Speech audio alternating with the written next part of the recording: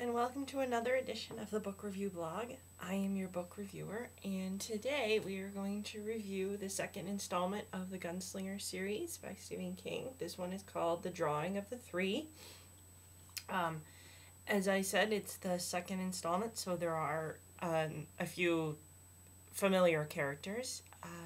If you remember my one about the first book of the edition, which was called The Gunslinger, it focused on the last gunslinger named Roland Deschain and kind of his travels alone. And at the end of the book, the first book anyway, he comes across the man in black who he is trying to follow through kind of an outworldly, not of this world place. And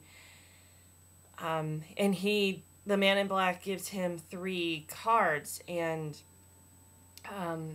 it says Roland does see an oracle where he sees 3 doors. So, and these 3 doors and these 3 cards talk about 3 things. They talk about heroin,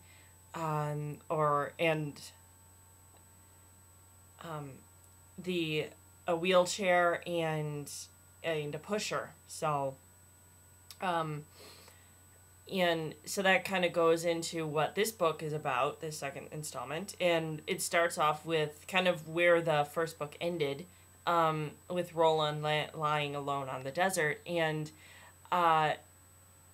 one of the first things that happens is he meets these little creatures. I'm assuming they're either little lobsters or little crabs. They're called, he calls them as lobstrosities, which was kind of funny. But they are very mean, and they only come out in the sunset, and they start to claw at Roland's body, and I think they get off 2 fingers and a toe. So, and because of that, he is in great pain and kind of bleeding a lot, and so he needs to find some sort of medicine. But he's walking along, and he comes across the first door, and on the door it's written prisoner. And so he goes through the door, and he finds himself kind of in the body of somebody else.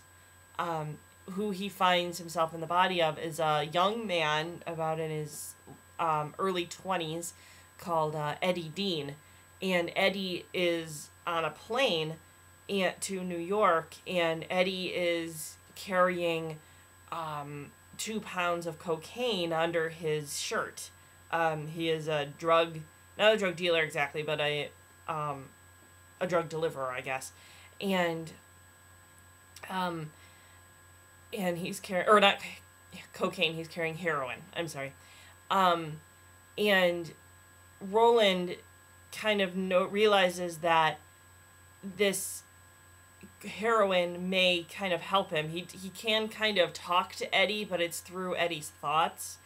And one of the fun things that in this book was when Roland goes through Eddie's body, he realizes that he's hungry, and the stewardess pops by, and she notices that Eddie, as Eddie, doesn't look really that good because Roland is kind of taken over him, and Roland is sick. And so she asks him, "Sir, do you want anything?" And Roland answers that he wants a popkin, which in his world means something but doesn't really mean anything in our world. And so she is very confused by this, and so he kind of traces the language that or the dictionary that Eddie uses and comes up with a sandwich. So in Roland's world, a popkin is the same as a sandwich. So anyway, and so he goes and gets Eddie to go into the bathroom, and because they're about to land in New York, and Eddie kind of realizes that he's got to make himself inconspicuous so he can go and deliver these pounds of cocaine, or heroin, I'm sorry. Um, anyway, but Roland wants them, and so what they end up doing is going into the bathroom, and Eddie gets the heroin off of him. It's a really bad process, or long process, because they're taped really well onto his body, and Roland is able to get the bags of heroin from our world into his world through this door. And so, but he follows Eddie around. There's some scuffle on the plane where the people want to know why he's in the bathroom so long, but he does get out and goes on and to his way, and eventually Eddie does go through Roland's world. There's more to the story, but I won't tell you all the details because I want you to read this book. So, anyway, Eddie does go through the door to Roland's world, and they're walking together, and they're just walking along looking for the second door, but Eddie seems to realize that Roland is getting sicker, and through also with the heroin, Eddie does give him some Keflex, which he tells Roland it's medicine. So Roland does take it, and he starts to feel better. But then they get to the second door, which is called, on the door, it's called The Lady in Shadows, where Roland does go through and enters into the body of a woman this time. And the woman that he enters at the moment is shoplifting. She is an African American woman, and she's in a wheelchair, which I'll get to in a second. But she's actually shoplifting, and she is very freaked out that Roland is in her body, and she's already kind of off her rocker anyway, but Roland takes her through, and she's actually shoplifting in Macy's, and she, because she's freaked out, she draws attention from police who realize that she's shoplifting, so Roland kind of takes her on a spin all through Macy's, and they end up in a fitting room, and that's how Roland gets her into his world. And the woman that he sees, that he enters the body of, is a woman named Detta Walker. But what's strange about her is that her name is actually Odetta Holmes, and she suffers from schizophrenia. There was a incident in Odetta's life where she was pushed onto a subway train, and she broke all of her legs, and that's why she's in a wheelchair. But because she suffered this traumatic thing, that released her already kind of still schizophrenia, because it was always going to be part of her, but it just kind of released this Detta Walker character out. And Odetta is you meet both women in this story, but Odetta is just a very nice speaking African American woman, and she's from the 60s, so where Eddie's world is the 80s. Odetta is from the 60s south, and so she, the Detta character is the one that's a little more mean, where she talks about the white man and how they're going to get her down and like basically abuse her, where they were doing nothing to her. But that's kind of an interesting character, because you see the niceness of Odetta, but then like a snap, she could turn to Detta Walker. And Eddie, although does fall in love mostly with the Odetta character, but he does realize that Odetta, when she is Detta, the Odetta character is inside her somewhere, and so um, he doesn't, he wants to like leave her alone, but yet he still loves her and is taken by her. So, um, and so they go walking and along, and Roland is just getting worse and worse.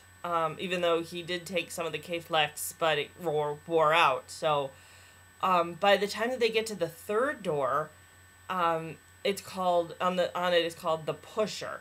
And so Roland goes in, and he assumes the body of a man named Jack Mort, and it's about the 50s. And through Jack's mind, Jack is on the outside, he's a typical like CPA accountant. He's just kind of by the book kind of guy. But Roland realizes that he kind of has a quirk, or maybe, I don't know if you want to call it a fetish exactly. It's a thing to push people. He is a pusher, obviously. And so what Roland enters in is Jack contemplating pushing a little boy with a backpack. And Roland realizes that Jack is the one that pushed the Jake Chambers character, who's in the first book, into the traffic, which ended up killing him and sending him to Roland's world. And so Roland actually prevents that from happening, which causes Jack to just go on his way and not push Jake. But Roland does realize also that not only did Jack push Jake into traffic, but later on, Jack pushes Odetta into the train. So, Roland also realizes that he's out of bullets for his really old guns, so he gets Jack to go into a guns and ammunition store to buy bullets. And he does find them, and there's a scuffle that ensues, but we won't go into that. But, and then they end up going, then he has to go to a drugstore because he needs drugs, he needs more K-Flex. And so he straps on his gun, he has his gun still, and he gets police guns in the scuffle, and so he straps those on. So he goes into this store looking like an accountant in like a suit and everything, but he has guns strapped to him, so they think he's robbing them, which he does, kind of, but he does get more K-Flex, and then he doesn't bring Jack to his world. What he does is he thinks that if